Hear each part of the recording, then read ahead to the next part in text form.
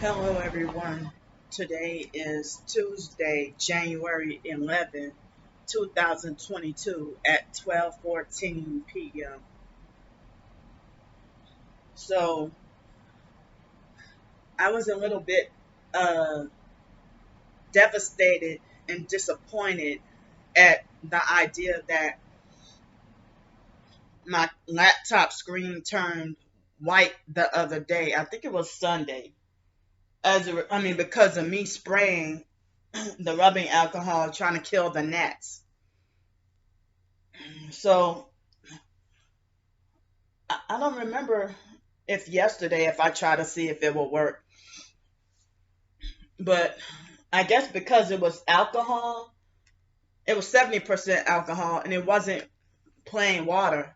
I guess that's why my laptop was able to be recovered. So I feel like, ooh, what a miracle. Thank God. I'm glad that excuse me, that my laptop is functioning pretty much back to normal. So that was part of the reason why y'all didn't really see me yesterday. And I don't remember if I did a video on Sunday. I know I did one Saturday. But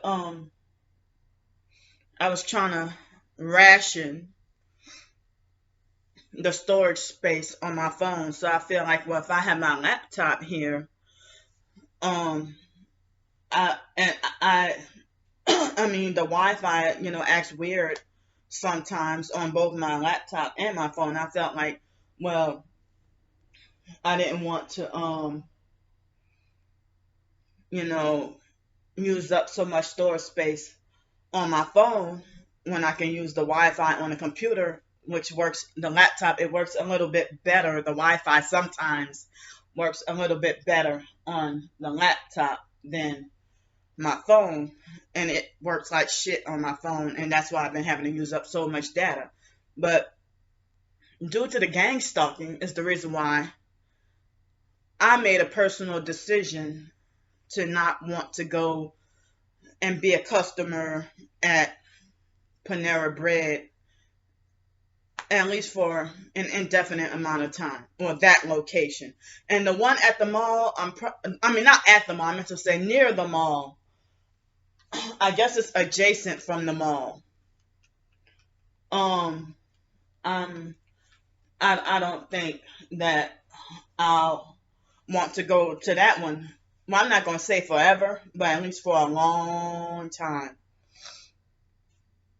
So there's one other location of Panera Bread that I had never been to, and so I wouldn't know. But it's like I don't know, cause sometimes I would get gang stalked the worst at Illuminati related companies. Like y'all know that. I mean, those of you who've done y'all research, y'all know that whatever is nationwide or worldwide is Illuminati owned.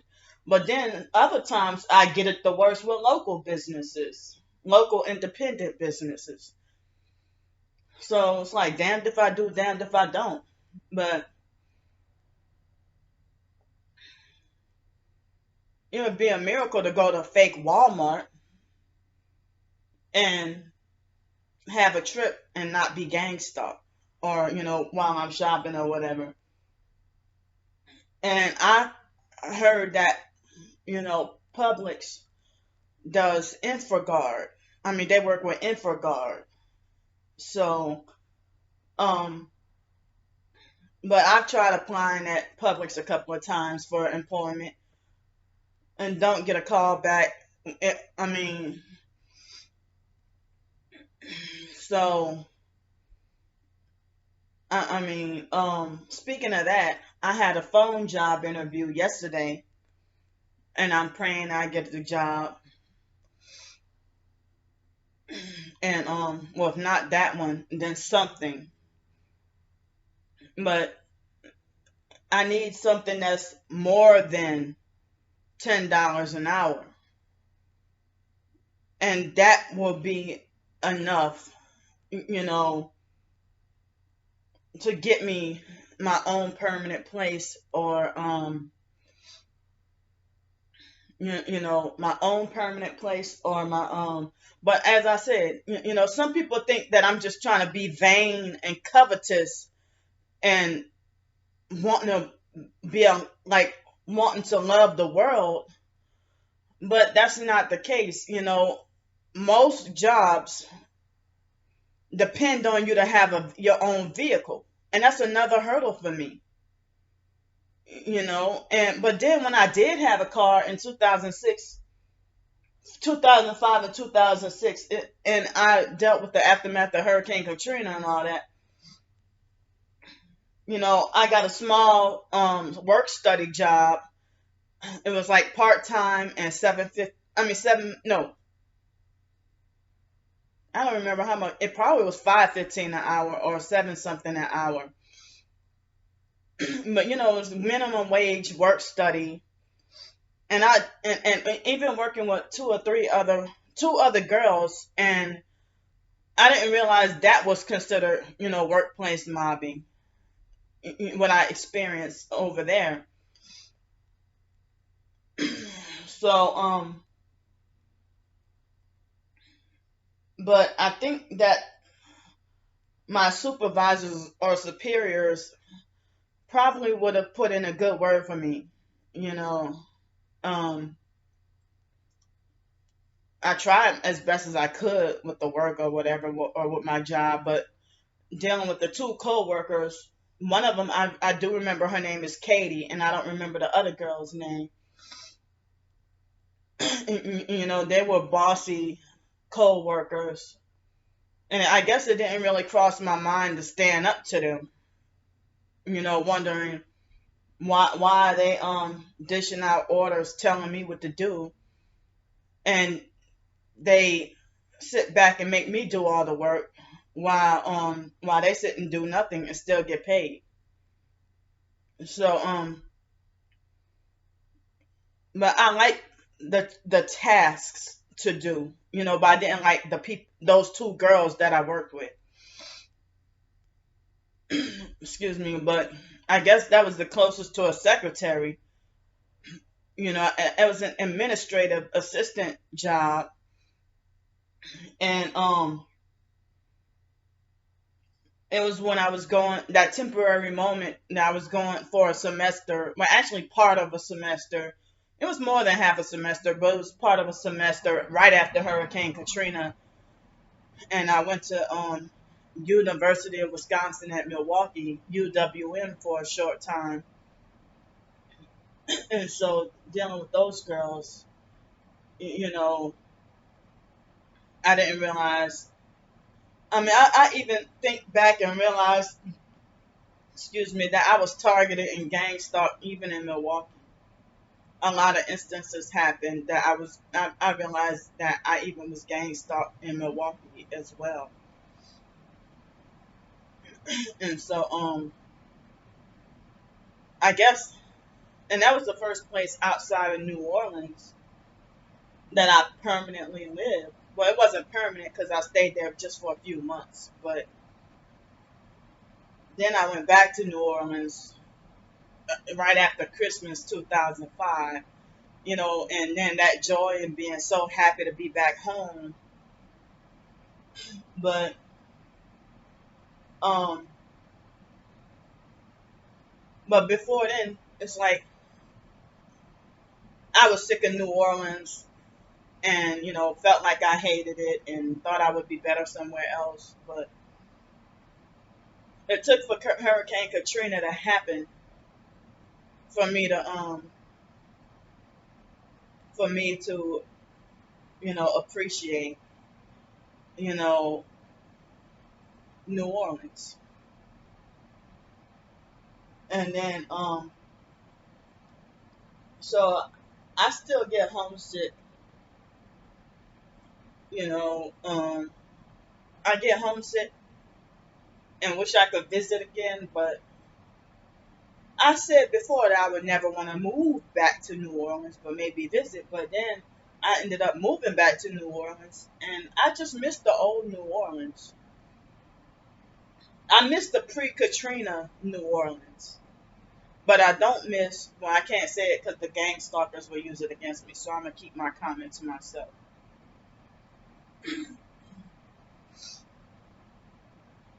So but it would be nice. I like the kind of jobs like administrative assistant or something like that. You know, but when I was in New Orleans in 2017 and 18 with administrative assistant positions, and they were temp service, but they said that they wanted you with 5 years of recent experience. So 5 years of recent experience. So with that, um, I couldn't. I mean, they didn't care about your past experience from like 10 or 12 years ago. But it's like the way everything operates with this, system and everything. It's the way everything operates. It's humans and the rules and laws of humans is just what makes life so difficult. I mean, with this world system makes things life so. I mean, makes life things in life so difficult. Because if it weren't for these hurdles, probably could have had better job opportunity, could have had me a place. And I think that people should be able to have the freedom and right to do what makes them happy as long as they're not hurting other people, rather than being confined and controlled with this system. So like I feel like I think that people should pursue whatever job as long as it's not sinful or evil. I think, I mean, I don't think you should be able to have to sell your soul or give up your soul just to do what you want in your life that makes you happy. So I feel like if you desire to want to be a farmer, and if that's your passion in life, or if you feel like you want to be a travel photographer, I think that you should be free to do that. You, excuse me for clearing my throat so much. I mean, so I don't know why my anxiety is kind of high, why I'm feeling kind of nervous right now. But I think that you know, in my experience, certain temp jobs that I wanted to try out, it's like they try to control what I should work. So they feel like, oh, well, you did dishwashing before or janitorial before. This is where we're gonna put you. No, what if I wanted to try something new or something different? What if I wanted to try something different? But they'll make it like as if you should only do what you're experienced in because we're not gonna train you. But I can't work at food places. I mean, but I always thought the idea of cashiering would be kind of fun. Have a little bit of cashiering experience. Um, when I worked at the zoo, I was handling cash every day. But when I was brand new, they try to be like, "Oh, you're $12 short," and then later on they count again, and then they'd be like, "Oh, okay, sorry, we got the final amount." And I was wondering if that was part of the gang stalking, because why is it always $12? And y'all saying it's just about every night, the first like week or two, and then at another job that happens too, or you're $12 short, or you're $12.50 short, and then they count again and be like, oh, don't worry about it, you straight, we got everything. Oh, or they somebody else will hide $12 somewhere else, and then like as if they call themselves trying to trick me that they had the extra, they separated $12 and then I hid it in another area of the drawer and try to lie and have me all panic and everything. And I realized that was part of the gang stalking and workplace mobbing and trying to make it like, oh, you're slow, you're mentally slow and can't count. But it's like I know that everything, accounted for $500.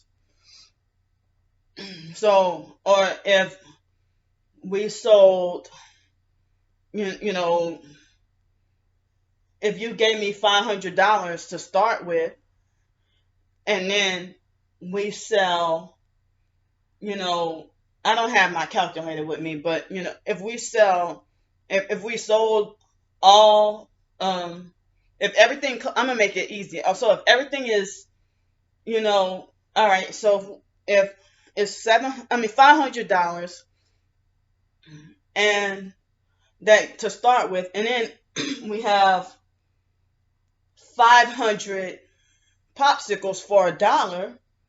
I'm just using for example. The popsicles cost way more than $1. So you, you know, I mean 500 popsicles for $1, and then you give me $500 cash. So I mean, you don't think that will double and be like $1,000? And so then you'd be like, oh, you're $12 short. No way. I sold all 500. You know, you never was gonna catch me stealing any money, taking it home. I hardly got tipped.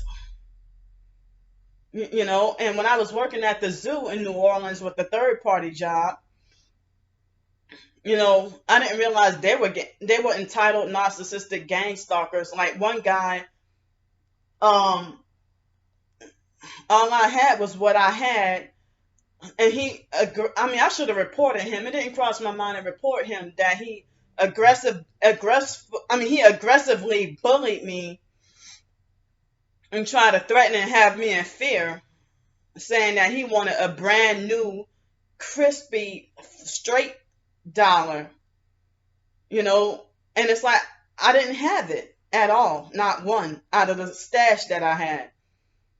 But he wanted, I mean, and I was wondering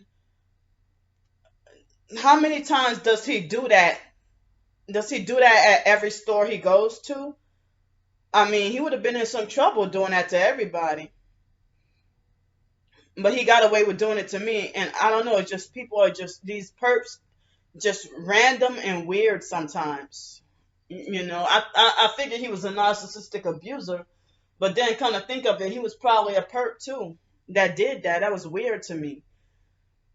But I had to deal with gang stalking and like I'm gonna tell you exactly the subway in New Orleans downtown, right across from the convention center, and another store or two, maybe Winn-Dixie.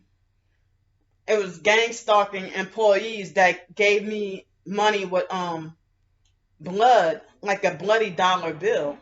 I mean like I don't remember how much it was. It was one, 5, 10, 20. I don't remember, but you give me money with blood on it.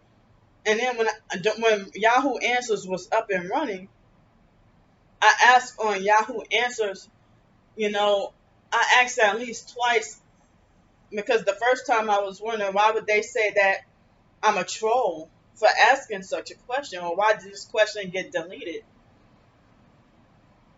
So if you mention about your targeting, or if you speak any truth about the Illuminati New World Order or these agendas or anything like that, then they'll treat you like, or even so-called Christian websites will run you off, like Christian forums will run you off for for saying anything that's the truth, or even asking questions that confirm the truth. They're making like as if truth equals trolling, and you're not trolling. you know. So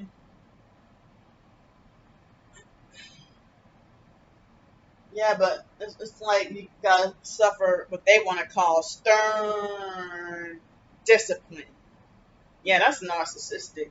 That's not discipline or punishment. You're persecuting me because I've done nor said nothing wrong. So anyway, um, so I have a couple of online projects that I recently started up.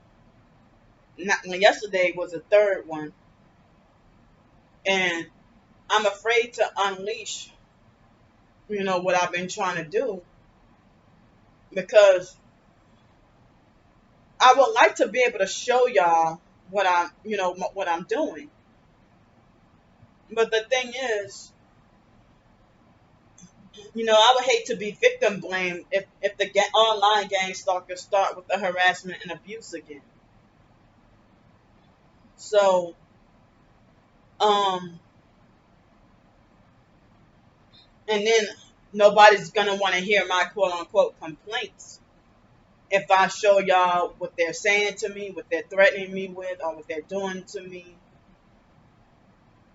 And it's like they would try to harass me until they succeed at getting me to take this or that down, or if or if they don't do it, they'll get the website to do it, or try to falsely make it like I'm breaking some rule or something. So yeah, I want to, because I want to be able to show the very few people who support me. I want to be able to show my supporters what I'm working on, and showing at least that I'm trying to better myself. So I'm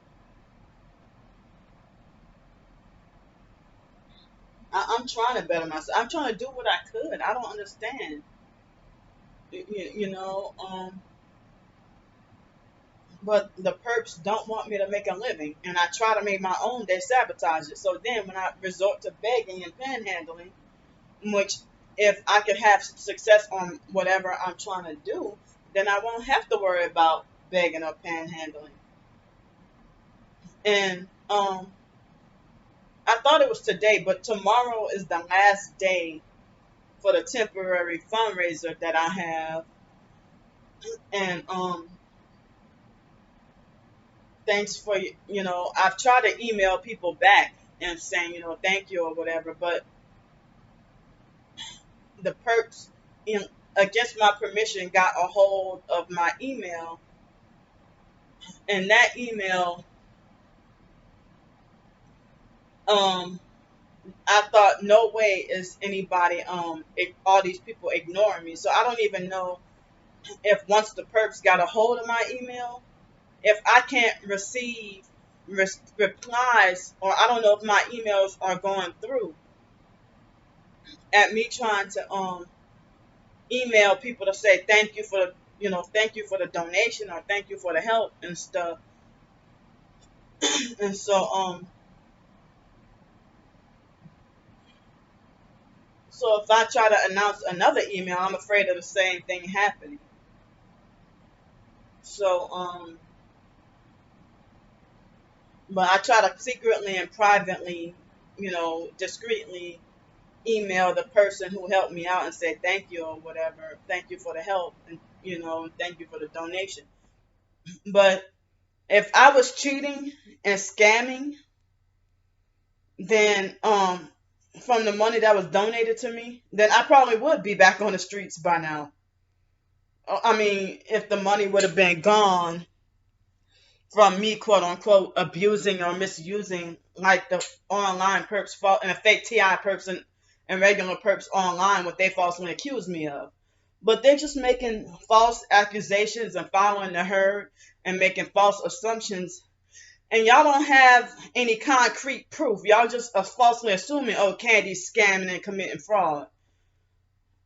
And they're trying to make, I mean, I can't believe that, and I've said this before, that they're trying to make it like as if I'm a slick, smooth scammer. and a fraud.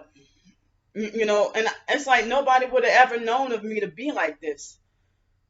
What y'all falsely accused me of. So all I'm trying to do is just survive, and for the most part, have been, the type that prefers to be independent. But now I got no choice but to be forced to be needy and dependent.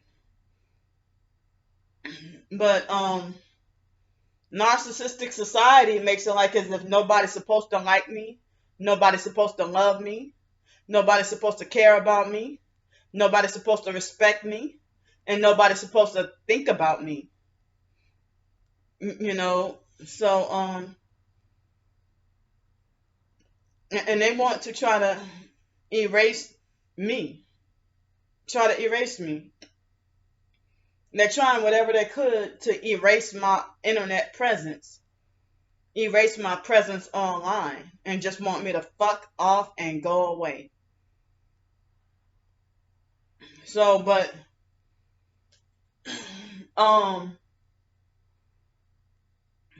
because I'm the type of person that I would like to keep my comments open and, get some feedback, or have like interactive conversation.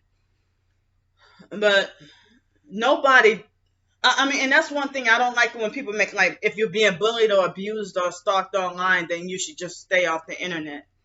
But I think that you should be able to be free to use the internet without having to deal with that. I should be able to have the freedom and right to use the internet without being bullied and stalked and and harassed and threatened and stuff. Because I mean, I opened like this, like last night I found this website, but it would be miraculous if I make any sales. Because I mean, with my Amazon ebooks, the fake TI perps and regular perps online, they falsely make it like falsely made it like as if I'm making all this money, raking in a whole lot of money from my ebooks. Most months I get no sales at all. And the most I ever made at one time from my ebooks would be like between $25 and $27. So and you get paid once a month. And if I publish an ebook on Amazon today, I won't be able to see that money until like March or April. And it would be something like $25. That of the most. I mean, but most of the time, if I get any sales, it'll be like, 35 cents from the Amazon Unlimited or something like that. If somebody's enrolled in that and they read my ebook for free or whatever, because they already got Amazon Kindle Unlimited or something. But most of the time I make no money. And the perps, as I said, they write false bad reviews on all my ebooks on purpose to deter people from wanting to buy them. And all it takes is one convincing bad review. And they figure, oh, this is only one person saying something bad and nobody else got any reviews. So we're not gonna buy that. But it's like their satanic tactics work with, making sure that nobody supports me. And then making sure that and it's like the popular fake TI perps, they want me to be eliminated and erased from the so-called TI community as well, where they want to make sure. And then I get like amongst the worst persecution I've ever seen. And the popular fakes are the ones who get falsely glorified and respected as a real TI. So I'm just off to myself. I'm part of no community. I'm just targeted by myself and dealing with this. And then I heard this, you need to have people to talk to about this targeting, because if you don't, that's when you end up doing something strange or deranged or lashing out or you know. So that's one of the reasons why I keep talking about it. So that I don't want to be suppressing my feelings. So I mean, I would hate for me to try to unleash my new projects, and then for me to try to unleash my new projects, and then get harassed and abused. And remember what I told y'all about what happened on the live stream? And it's like people will leave it, and that's what she wanted, for me to have nobody in my live stream, you know. And so, I mean, for you to be 39 or 40 years old and be childish and immature enough, that sounds like something a fifth grader would say, you know, create a fake account saying Candy Grand Prix drinks tooth abscess. That and then talking about, oh, walking around with a nasty ass tooth abscess in her mouth. Like, why do you care about my abscess in my mouth? You know. But speaking of my tooth abscess, on Saturday, maybe it was the cotton balls worked more effectively than the cotton pad that I had, because the cotton ball, it seemed like it soaked up more and was able to sit there for a while. But the cotton pad, it seemed like as if the activated charcoal or the bentonite clay or the coconut oil would just run off. Like, it would just run off and go to the back of my mouth, down to my throat. And but then something about the cotton balls on Saturday, I took just regular I made a paste of 2 capsules of activated charcoal and mixed it with a little bit of water and put it on the sides, on the side of my mouth, and I left it there for 2 hours, and it seemed like it kind of worked a little bit. But then Sunday earlier in the morning, it seemed like as if it inflated and came back. And then also Saturday, I put I yeah, I think I told y'all about what I did with the garlic, and I put it there. I you know bit it for bit it chewed on it a little bit, and then let it sit for. No, I left it in my mouth to sit for 20 whole minutes, and it started to burn and stuff. And then I started to have some swelling at the top of my mouth and wondering if I have some infection up there. But that started to swell Saturday night and then throughout Sunday. And so Sunday, I mean, no, it was Saturday night. I took 2 more things of activated charcoal, like 2 more capsules. And then this time I already have the hydrated clay. I shook up the clay and poured, I put the activated charcoal in the bowl, and then put a cap full of clay and used 2 cotton balls and mixed them up together. And then I started to put it in my mouth for 10 minutes, but I got scared because even I had the pillows propped it up, and I had this fear that I was going to choke on or accidentally swallow the cotton balls in my sleep. So I waited until Sunday. I ate my breakfast. I think I had the Ezekiel 4 and 9 bread and some peanut butter and some juice for breakfast. And I skipped lunch. I think I skipped lunch both Saturday and Sunday.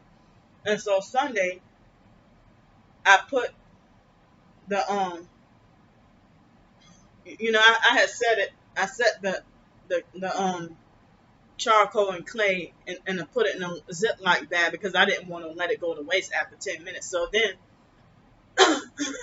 um Sunday I put the cotton balls back in my mouth, with the clay mixed with the coconut oil, and for 4 hours. And it seemed like as if it sucked out just about all the pus and everything. Like as if it, you know, like it sucked up all the pus and infection. And so then it's like last night it seemed like as if it tried to swell slightly for like an hour after I ate dinner. And so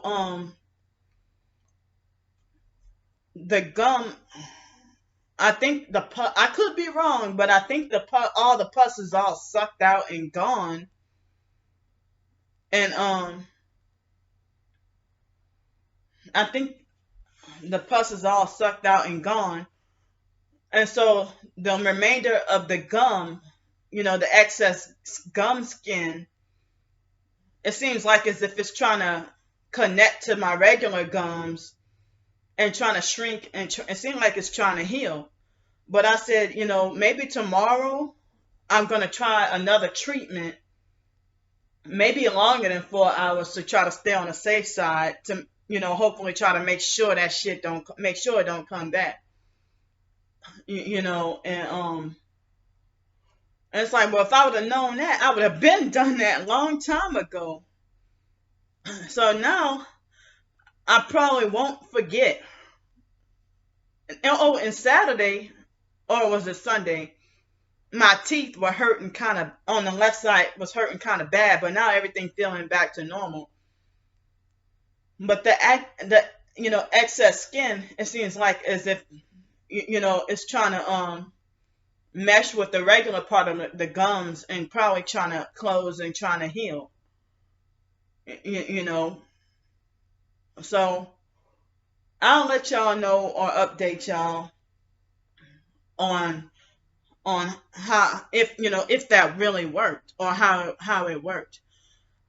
But that's some freaking powerful miracle stuff if that really does work, if it really does help. Because see, Saturday I had it probably was irrational fear, that having these fear that, oh, I'm poisoned and I'm gonna die from the abscess in my mouth. But and I was afraid of dying in my sleep, and had these fears about dying in my sleep and stuff. But I'm like, no, I got this powerful stuff that's supposed to be promising to prevent any blood infection or blood poisoning. And so I mean, I would have a testimony or a success story if I mean, but I said I'm not sure yet because like all day yesterday, really no pus tried to form, you know. But I'm gonna try again, to do another treatment to try to stay on the safe side. That, to mix the charcoal and the clay, and and do the treatment. And so one wart that I had, I think it was the end of 2020, I was able to get rid of it and it never came back. But shortly before succeeding at getting rid of that wart, then another wart came, and I tried to treat it with that apple cider vinegar, and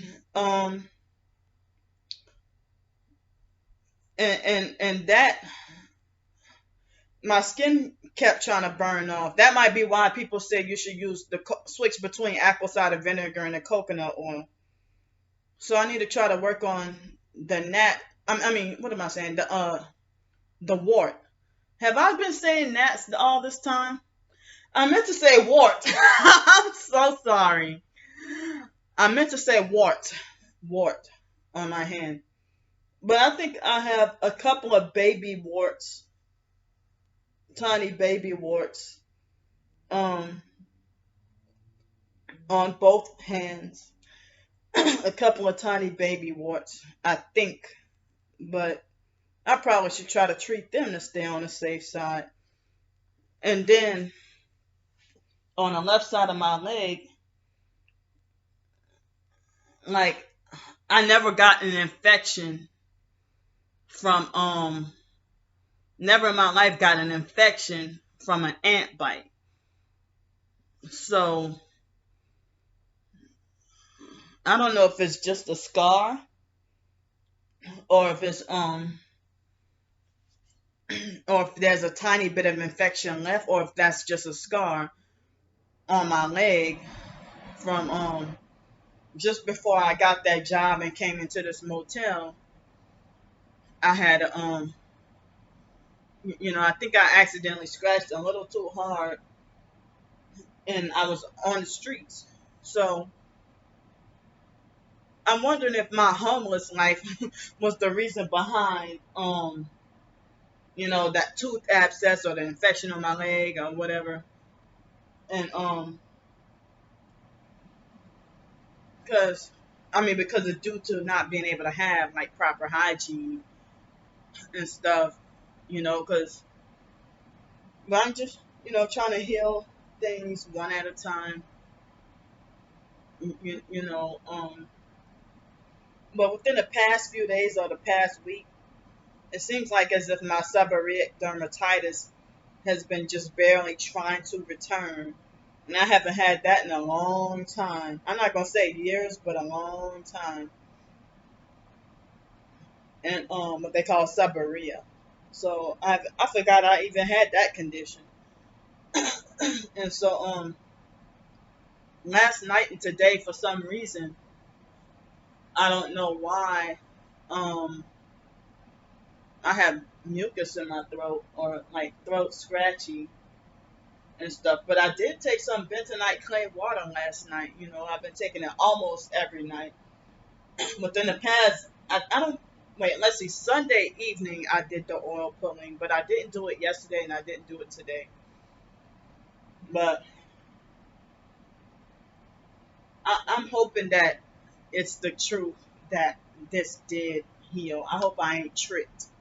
That's like when you think you got rid of the bed bugs, think you found some relief, and then at least temporarily, and then before you know it, everything snuck back up, and you got the bed bugs, came back with vengeance or something like that.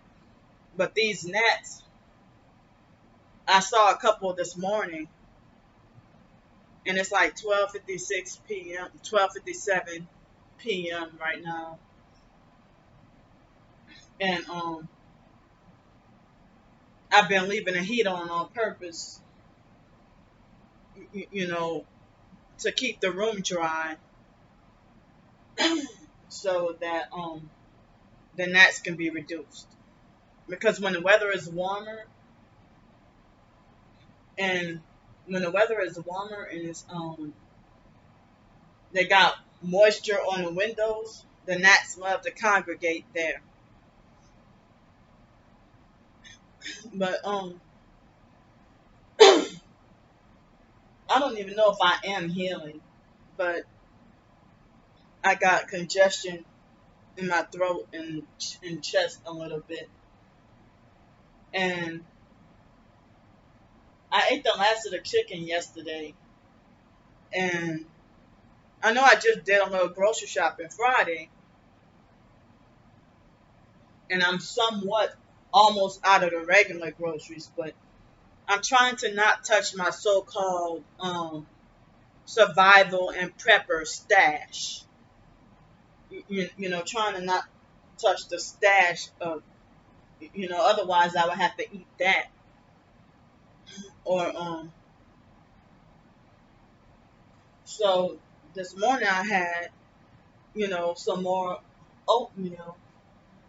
It was the last of the oatmeal in that box, but I have an extra one stashed away for trying to be a prepper and survival.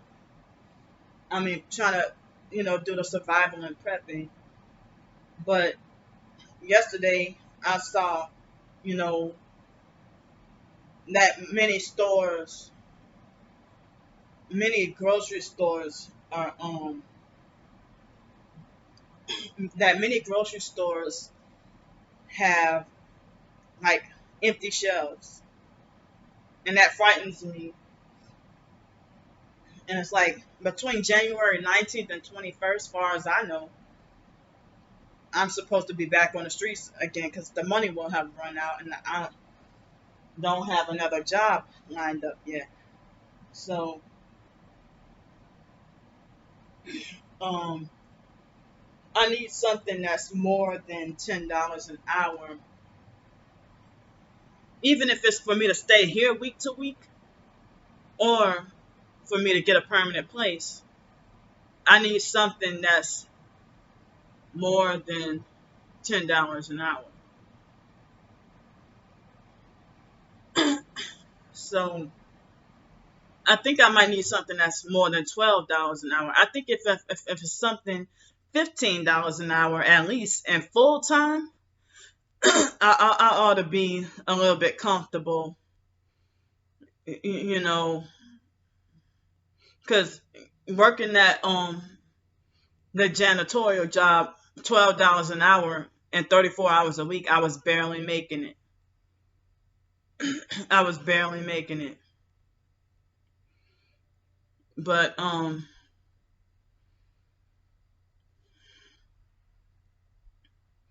just trying to find something to survive, and then people making it like as if for me to try to get a permanent place to live, or for me to try to, get stabilized, or for me to get a car for a better job opportunity, then that somehow so-called Christians want to make it like as if that's supposed to be equivalent for me to trying to make it like as if I'm chasing after worldly things, and that's not what I'm trying to do, you know. And then their rationing is that, oh, if God would have wanted you with a car, He would have been blessed you with a car a long time ago. But most jobs, that was one thing in New Orleans, that they made it like you must have your own car. So, but then again, being targeted and blacklisted, you know, those jobs may not hire. I don't know. By you being a targeted individual. Got a bachelor's degree in Walmart, McDonald's, Target, Publix. Many of these places won't hire me. But then at the same time, with my disability, um, with my disability, um, I can't work around noise and loud music and stuff like that. You know, so if people, I think it's, I mean, if somebody be like, well, go get a job at Whataburger, I can't work those, with my disability, I can't work those kinds of jobs. It's too much. I need some place where I'm quiet and by myself. And that's why a work at home or work from home or a job where I can, drive around somewhere. I can be in a car by myself making packages or deliver small packages or delivering packages or food or medical supplies or something like that. Well, I really don't want to do the medical supplies, but food or um, food or or even passing out flyers or something. If I drive around, passing out flyers or putting up signs or something like that, you know, and I could have better chances and opportunity to have my income diversified.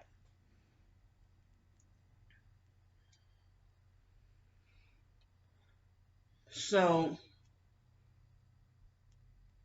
and I never have had got to have enough money for the supplies. I mean, when you try to sell stuff, it's not really guaranteed, and you know, it's kind of hard to try to make a living with that when you try to have sales. But but you have to. It seems like as a, if you sell out, then your stuff will be worldwide known. But I don't want that. I'm just trying to survive on my own. You know, and just trying to get by day to day, and you know, it's like I'm pretty much struggling day to day. But at the moment, thanks to the donations, I have just enough money for one more week to stay here. One more week to stay here. Plus, I mean, one more week to stay here. Plus the money that it would cost for me to gather all my stuff and put whatever I need back in my storage unit and then go back downtown. But I'm praying for like another way, not necessarily, I mean, well, if it's job opportunity, then fine, but at least another way to make money or opportunity to make money to keep me off the streets. Because now, ever since January has come, now we're getting some winter weather. Like tonight, like last night, tonight, and the next few nights, it's supposed to be like in the 40s and cold. And I'm thankful to God. I'm glad that you would have thought it was almost an oven in here last night, the way I had the and I still got the heat on. I got the heat on 84, but I need to turn it off right now because it's a little warmer in here. I'm about to turn it off right now.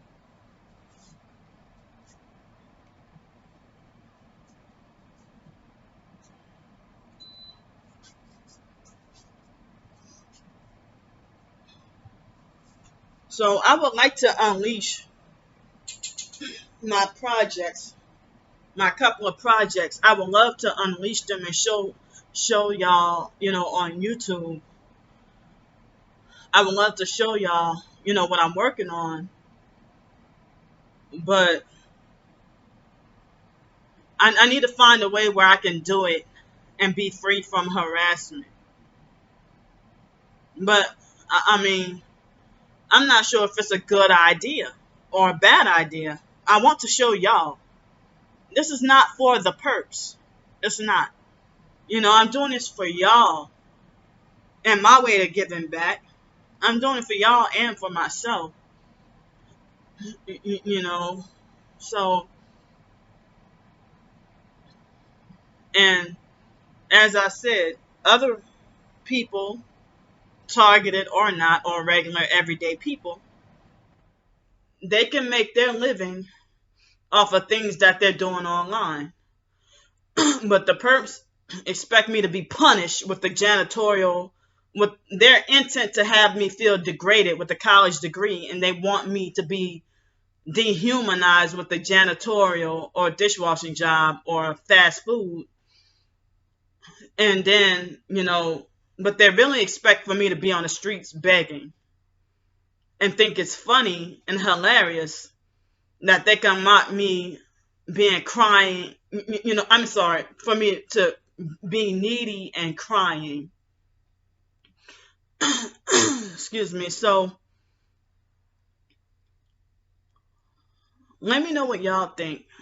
I mean, should I or should I not unleash my projects? And I feel like it's unfair for me to, have this work that I'm doing and I can't show anybody because I would get bullied, tormented, and harassed. And then nobody wants to hear my complaints about what they're doing. But they need to be put to a stop. And what they're doing is felony. I heard that cyber gang stalking. I heard gang stalking, period, is human trafficking and a felony. It's a felony. But because they sold their souls is the reason why they're above the law. They're above the law. And they need to mind their own business and leave us alone. Leave us targets alone. You know.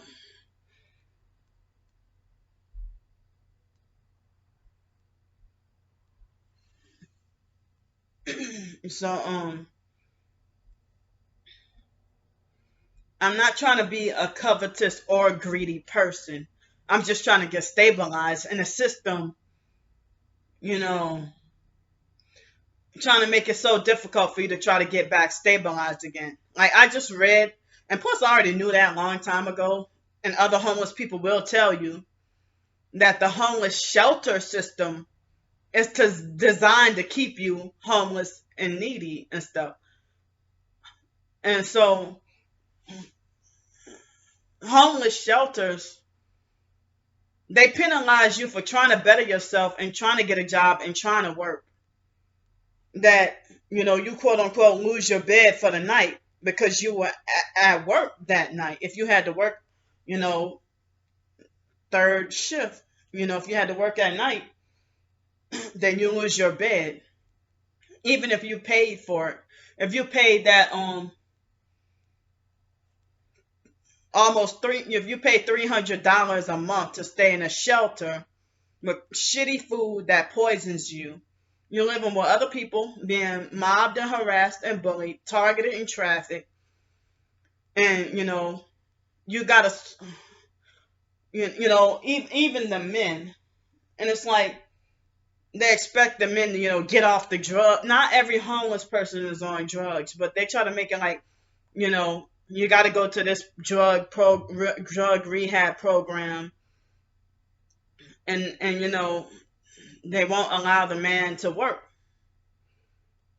And then, so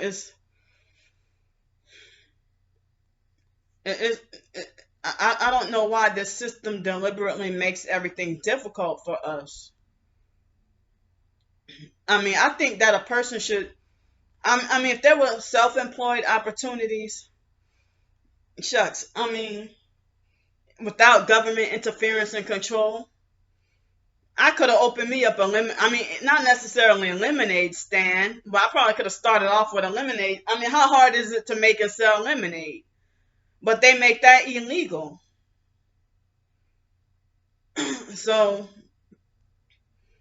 you know, the rules and laws is just bizarre, and that's one of the reasons why I'm working on, and I'm kind of just starting to be more serious. And I thought, well, what if I try to break it up into a chapter a day about the psych world? You know, I've been working on that as well. And I'm like, how great would it be if I could just make money off of my writings and or if I mean I don't have the never I mean I don't have the equipment, the money for the equipment to make and sell soap, or even if I were to try to make and sell beauty products or some decorative food, like say if I were to make some I don't know, some organic, make and sell some organic natural lollipops or something that can heal, like help heal you or something. I don't know, like um but I don't know how to make soap, but I can watch some YouTube videos and learn. But some narcissistic abuser will always be there to try to discourage you from what you want to do in life, and make it like you're supposed to be arrested and forced to be helpless and needy and dependent, and then they turn around and shun you for being that way. They're the ones who got you that way. So I mean, I don't know if I mean, because I would like to allow comments on this one project that I'm working on, but I don't want the abusive comments. I would like, some of my supporters to give me their feedback or comments or help or whatever, or suggestions or whatever. But, but I mean, I want to be able to be free from the harassment, and abuse, and the police don't do anything.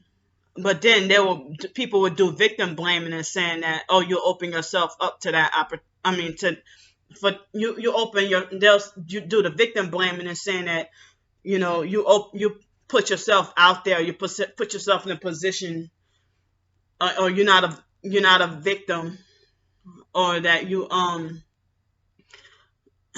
put yourself out there, or that's the consequence when you put yourself out there and stuff. Well, how come other people ain't being harassed, for their whatever they got going on? But they try to sabotage everything you do, and you're damn right. I could have been had a car if I could have had a proper job, or um, if I could have had a job, or if I could have had my own, And I'm not trying to get like success. I'm just trying to survive day to day. Just minimum to try to just survive and not have to be so needy, or dependent. So if $25,000 a year can get me off the streets, then I'll be content with that. But I don't need no 50, 75,000 a year or nothing like that. I'm just trying to, get back stabilized again.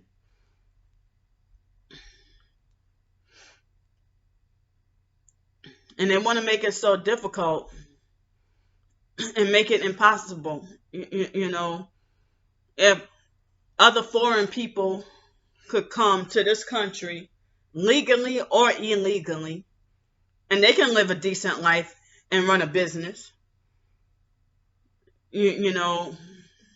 and feed their families and take care of themselves. But I think it's a damn shame for anybody to have to be forced to be struggling like this, though.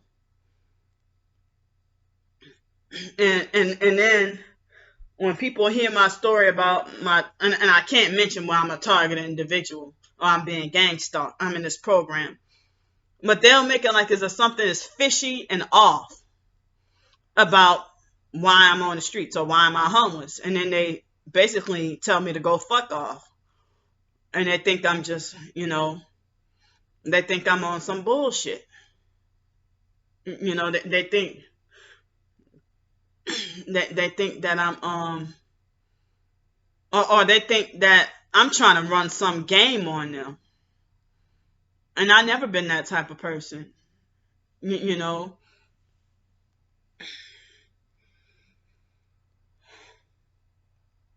they think that I'm the one who's trying to, run something weird on them.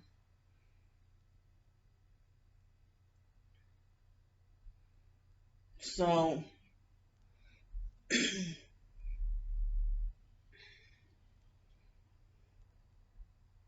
I mean, and then, the gang stalkers, they're narcissistic enough to think that I'm not allowed, or I'm not supposed to, or I don't have that right to call myself an author. And I'll be forgetting that I'm an author sometimes. I forget I have books written, ebooks or short stories or whatever written. Really forget most of the time. Um,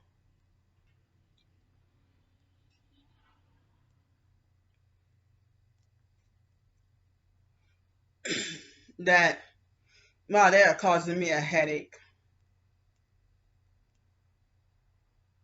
And if I try to get a job, you know, I'll be treated like I'm retarded and don't know what I'm doing.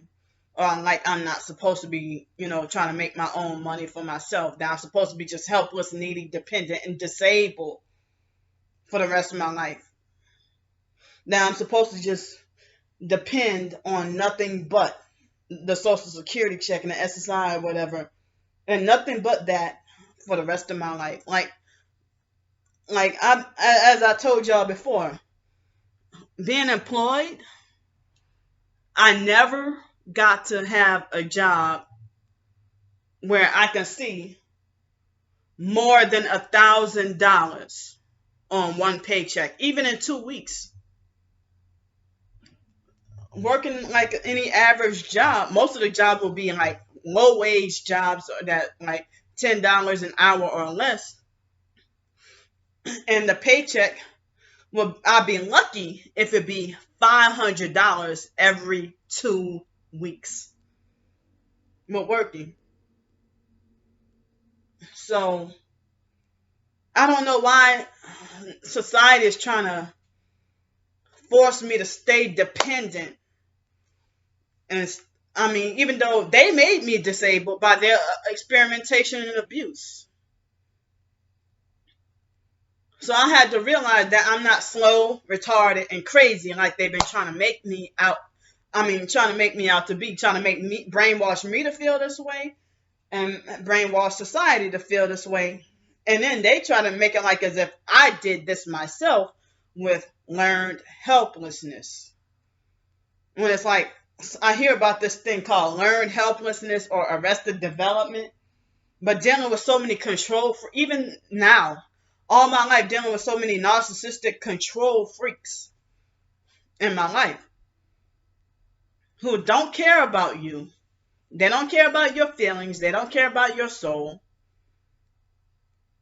But they will care more about this pillow than they care about my feelings and my soul,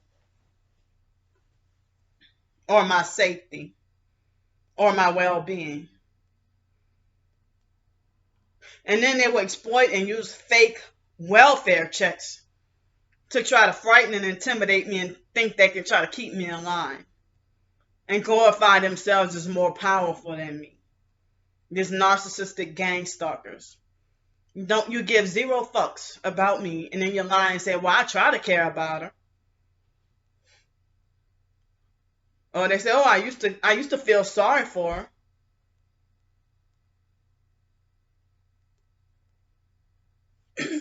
So that they used to feel sorry for me. But then they'll try to make it like as if they've been deceived and be like, well, Candy wasn't the person I thought she was. Because you've been brainwashed, you know, to believe certain lies, false rumors, and smear campaigns about me.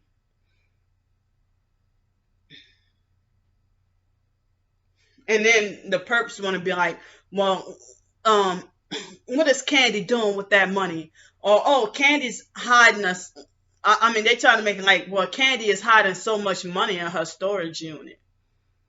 Guess how much money I got in my storage unit? Probably maybe a few little pennies, like random pennies somewhere. But other than that, far as I know, I don't have like really any money in my storage unit. Excuse me, at all. I might have like a couple of pennies or a few coins here and there, but as far as I know, I don't have any dollars or anything like that in my storage unit. Or they'll try to falsely make it like as if I smuggled lots and lots of pairs of new shoes in my storage unit. I mean, it's just freaking insane the false assumptions and accusations they make about me. But they don't have any proof. They're just assuming, and then people, take it and run with it. You know, so like I don't know if it like the last stimulus check last March, I think it was. And I called myself, I mean, I already told y'all about that, me trying to rent a room, and that didn't go well, and my money got wasted. And so, you know, I guess by the time that happened, it wasn't enough money to get another car.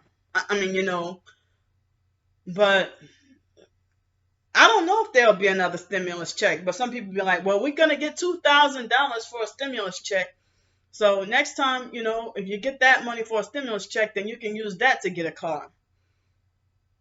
Please show me where I can get a decent running car for $2,000 on Craigslist.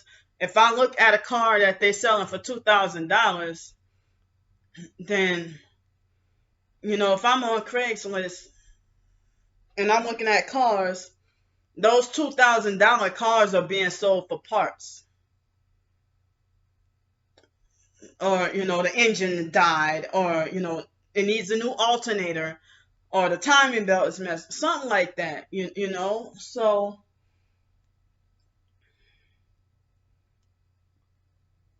I need some. I mean, I need something. It doesn't have to be new, even though I wish it. But I wish I could work for my own new vehicle, brand new SUV. I wish I could work for my own brand new SUV. Purple, teal. I don't know, teal or turquoise, purple, orange, or yellow. I like those colors for a vehicle. If I had things my way, it doesn't have to be a luxury vehicle. But I mean, that's if I worked, and if I can work my own way, you know. But if a car was donated to me, then I can say, well, I'll take that 1998 Toyota Camry. I just don't want to have, a car with like bad titles, bad title or a lien on it, or a car that's gonna blow up and like. Let me tell y'all this story, all right? So it was in 2007. People said deal locally, don't deal from far away. So if I was living in Denton, Texas, I figured that Dallas was pretty local. They said if you're gonna get a used car, then don't go to a dealership. Go to that person, and they'll be more honest or whatever. So this, I think I may have told the story, but they had this white guy named Justin Adams. I was young. I didn't really know, because the foster mom never really sat down and taught us anything. I'm pretty sure she taught her kids things, but a lot of stuff I had to learn on my own. And she expected me to just have the common sense to know already. I bet you she took time with her kids and taught them and raised them a certain way.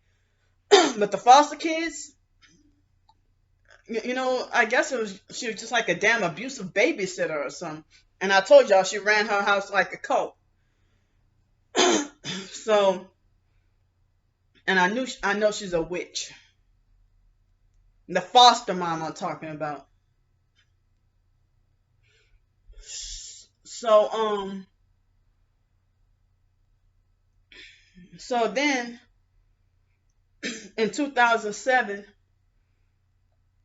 Justin Adams, I mean, I don't remember what website it was. If it wasn't Craigslist, it was somewhere, and he was a local person. So he was selling, I don't even remember what year it was, 1990 something. If it was somewhere between 1990 and 1994. Honda Prelude, or they said Honda Prelude, how they pronounce it, Prelude, or Honda Prelude. And so he sold me a car that I couldn't even drive. And so what happened was, me and him messaged each other back and forth for a little bit. And he was in Dallas and I was in Denton, Texas. And so he said, you better not, he said, you better not, he said, I better not come all the way over there and you're not going to buy it. But I didn't realize that that was a red flag right there. And I think he was a narcissistic perp. And so then he drove over, and I don't even remember how much the car costed. I'm not going to go into too much detail, but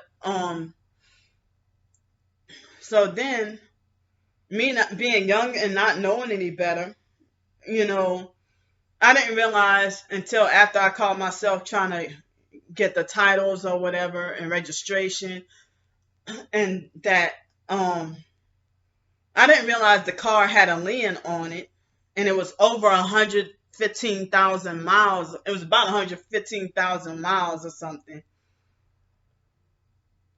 And so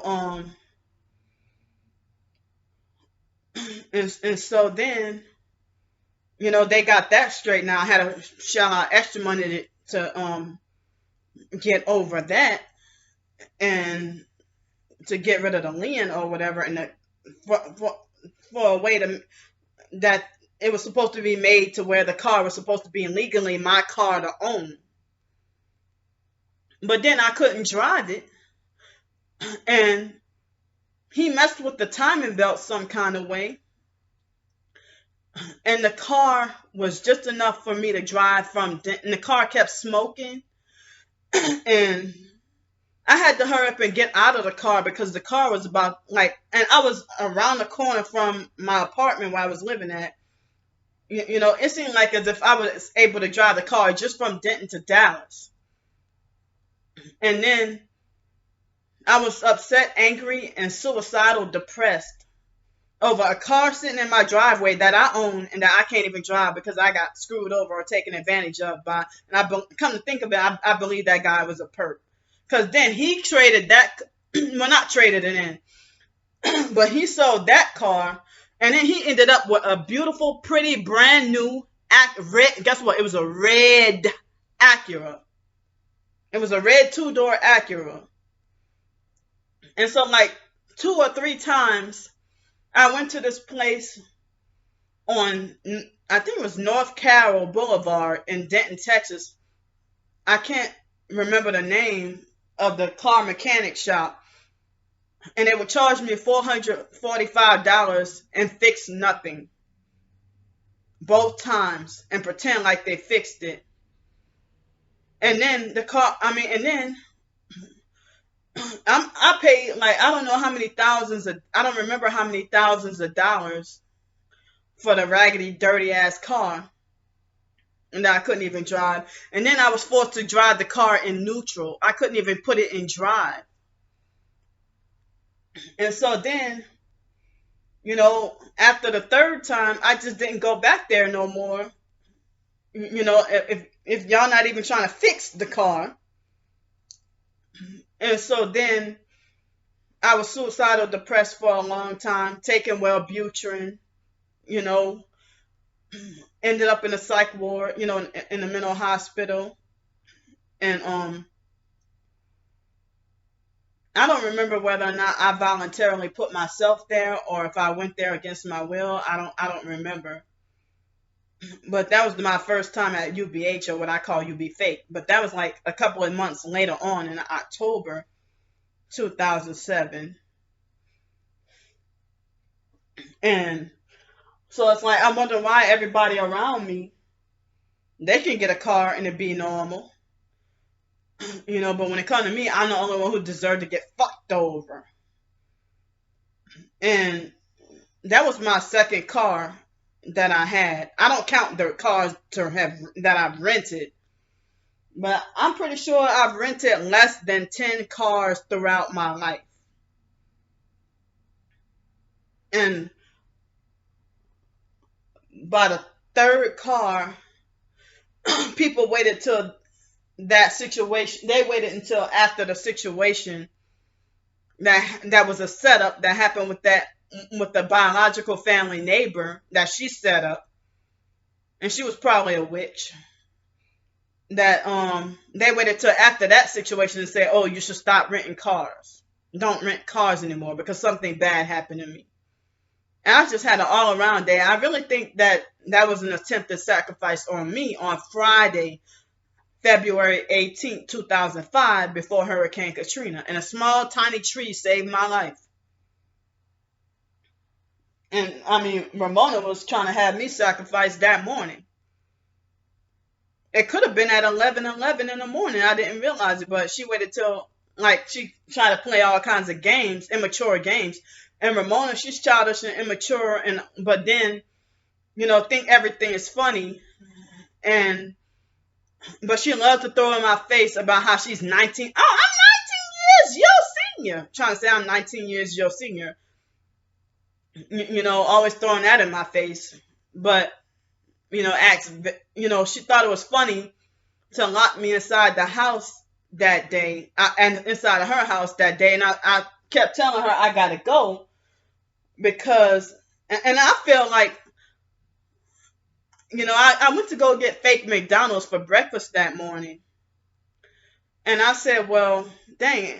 I should have just left to go get breakfast. And then if I would have known that, I would have probably should have just gone straight to the school and not going back to her house. But I didn't know what was going on. I didn't know what I was in for. But she probably did something, probably was mad because I left and probably did a voodoo ritual to try to set me up to die in a car accident. But it's so degrading and dehumanizing to try to make it like as if I'm not mentally capable of driving or I shouldn't have any business to have a car when I've had a car for almost a year and a half, my own car. But that Hyundai Elantra wasn't brand new, but it was pretty new. And I think when I got it, it had 23 miles on it. And it originally wasn't the first car that I wanted. The first car that I wanted and I tried to get was a two-door yellow Chevy Cobalt. But that was $15,000 at that time. But I was gonna finance it, but then no, because I had a loan, a private loan, and I dealt with a guy named Raul Sahur. He was half Honduran, half Middle Eastern. Somewhere from one parent was from the Middle East, and the other parent was his Hispanic from Honduras. So I did not realize that he was a narcissistic perp too, and he tried to bully and frighten me. And it didn't cross my mind to think that I could have or should have reported this guy. And he was supposedly the manager at Ray Brandt Hyundai on the West Bank. Now it seems like he doesn't even live in New Orleans no more. I think last I checked, he lived in. I don't keep up with him, but I try to research him within the past few months, and I think he lives in Illinois somewhere. I don't remember somewhere, but um, and he was like, "No, finance it." Tell him like, because I was gonna pay the Hyundai Elantra, I was gonna pay that car out.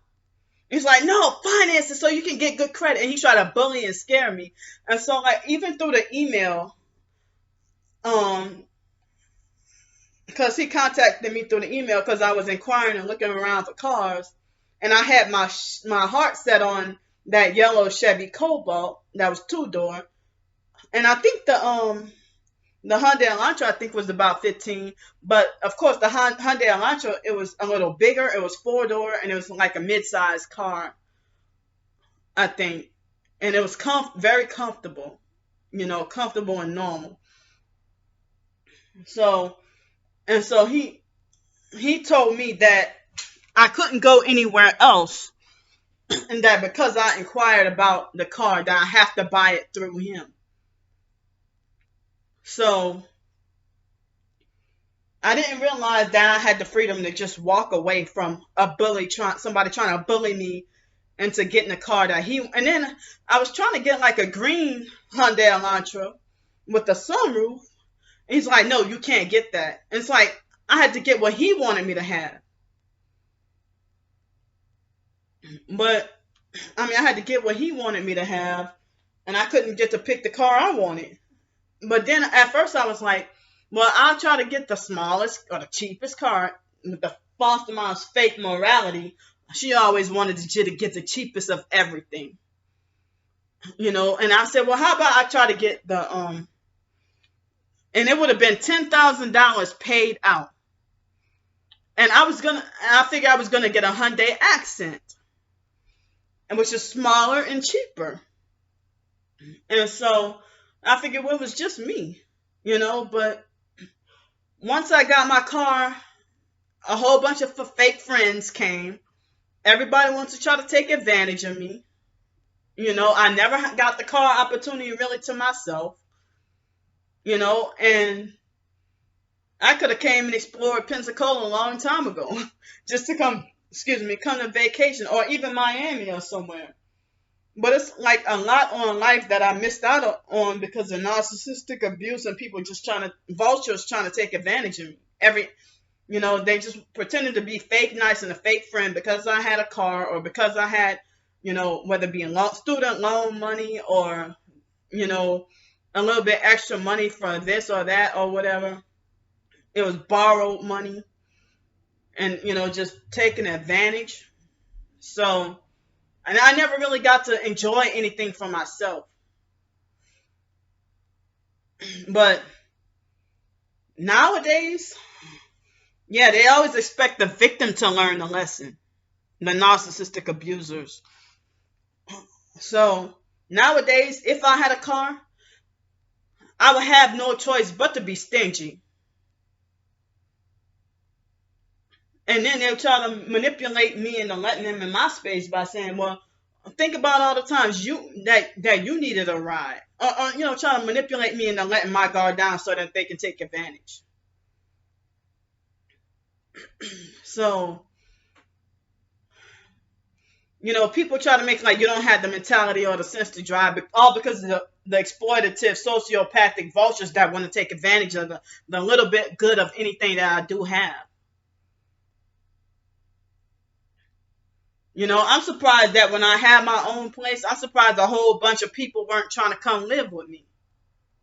Now, they always wanted to try to take advantage of the car, but not the place to live. But I think it would have been more disastrous if they would have tried to take advantage of, my place to live. Also, I would have been evicted, or had something strange or weird happen. So, but I'm older, and every time somebody exploited or took advantage, they always try to make it like you allowed this, or you gave them permission. How do you know you weren't there? If they try to use intimidation tactics to, and fear mongering and try to threaten me, and make me scared, and the police don't do anything about it, and I didn't realize that. I'm gonna say that a large majority of New Orleans people are, they got reprobate minds. But I guess that's what, not everybody, but the majority of people, who try to be gangsters and thugs, in the hood, that they want to act like they want to take advantage of that so-called slow person.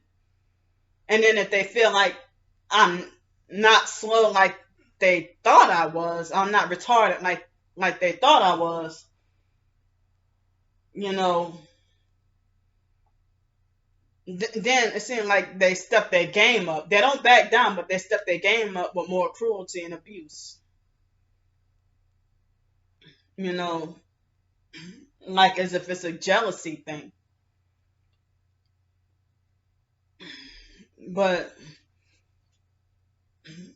I've been told throughout the years that I'm at fault for being taken advantage of for being so nice.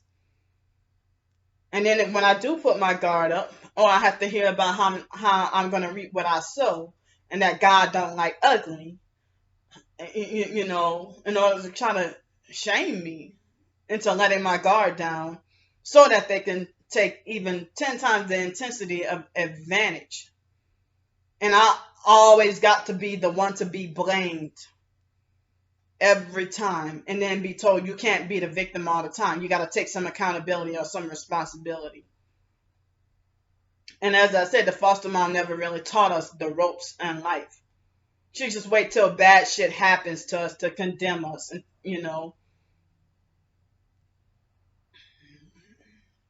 and that's not a way to parent anybody. But she didn't care as long as she was getting money, and she had multiple businesses that she owned. And she was going to work and probably making some passive income. Like, foster care, she admitted to me, she waited till after I turned 18 to admit that, that the foster parenting is just a job and that was her job. But I heard that like the foster boy Corey, who was used to gang stalk me,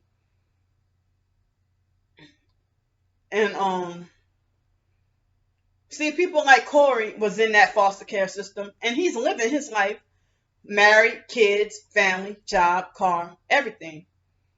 He ain't being targeted or gang stalked. But the foster mom, you know, I heard that Corey had told the people at the I guess with the foster care systems, he told somebody over the phone that the foster mom had a job, and then she got mad at him. I don't remember exactly what else happened, but they try to make it like as if she was supposed to do foster parenting full time and not supposed to work any other job. But you know, but it's if the foster boys who came after us, they did way worse shit than me and my twin sister did, and you know, they but then they didn't get in nearly half as much trouble or punishments. So I wish that we weren't raised that me and my twin sister weren't raised to be manipulated to arguing and fussing, so that they can keep making more money to make it look like, well, that's not normal for a set of twins to argue, fuss, and fight all the time and not get along. So yeah, we're gonna keep them medicated and they're crazy, and they make money off of that. So I mean,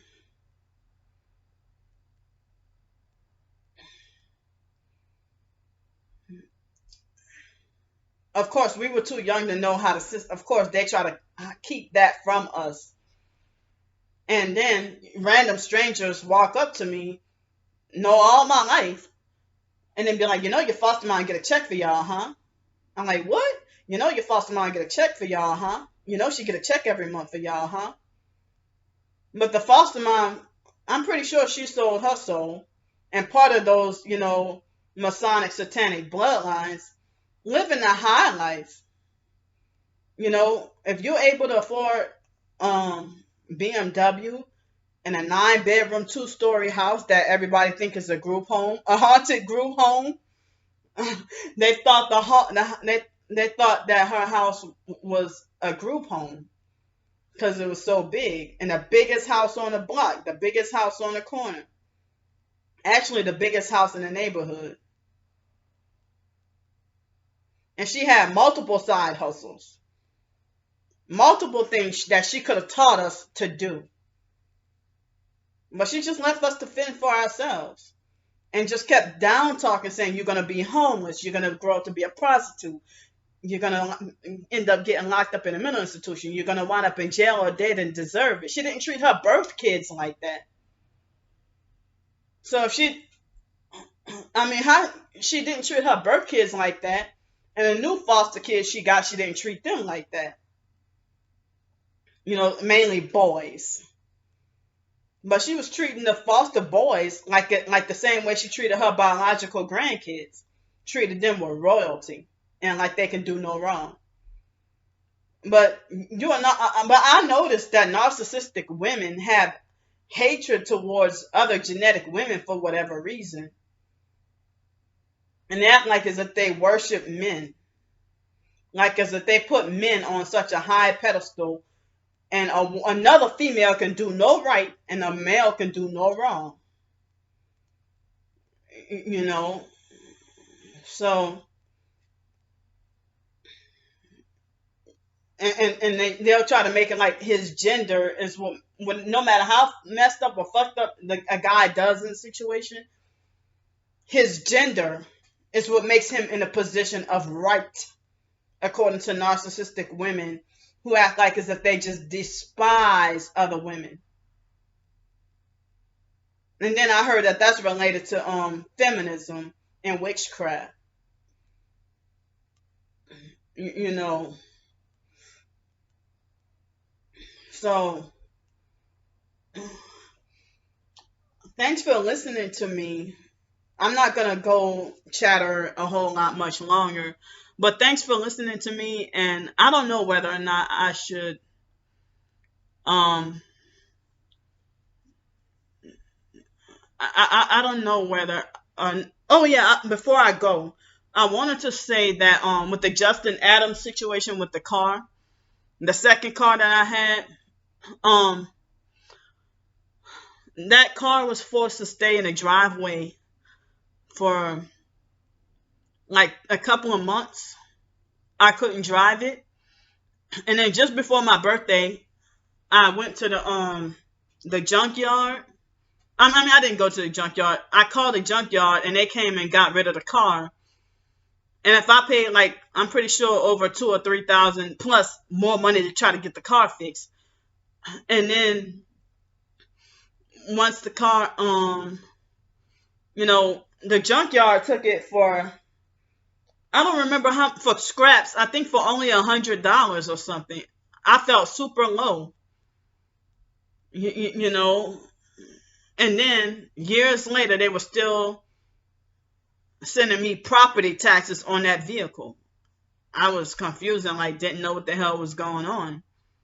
You know, the foster mom pretty much raised us to be ignorant and then condemn us for our ignorance. So thanks for listening to me.